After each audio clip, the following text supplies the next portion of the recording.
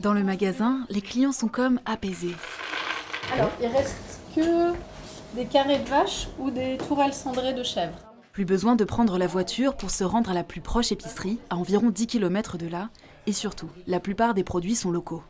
C'est important parce qu'il faut quand même aider les agriculteurs qui sont dans le secteur et c'est bien pour nous. Il y avait une petite épicerie vrac en face et qui malheureusement n'a pas pu y rester.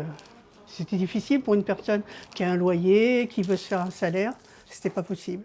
C'est pour ça qu'on a créé l'épicerie associative. Les derniers commerces alimentaires ont tiré le rideau il y a 2 ans dans cette commune d'environ 800 habitants. Pas assez rentable. Alors l'épicerie La Bourdaillaise compte sur le bénévolat.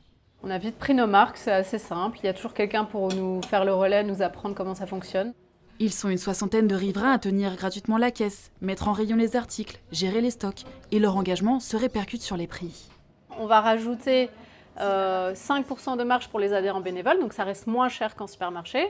Pour les adhérents tout court, c'est 10%, donc ça va être le même prix qu'au supermarché. Et puis pour les gens de passage, ça va être 15%, mais après, ils n'ont pas besoin d'aller se déplacer au magasin, donc ils économisent aussi sur le prix de leur trajet. Avec ce fonctionnement, La Bourdaillaise est donc tout juste à l'équilibre. Son modèle est encore fragile, mais Clotilde Serre, la coprésidente, veut y croire. Le nerf de la guerre, en fait, c'est pas l'argent, c'est les bénévoles. Les bénévoles qui vont venir tenir la boutique. Si on n'a pas assez de bénévoles pour venir tenir la boutique, l'épicerie fermera. Cette aventure collective a ramené un peu de vie dans la commune. Les 125 adhérents devront dresser un premier bilan le 7 juin prochain.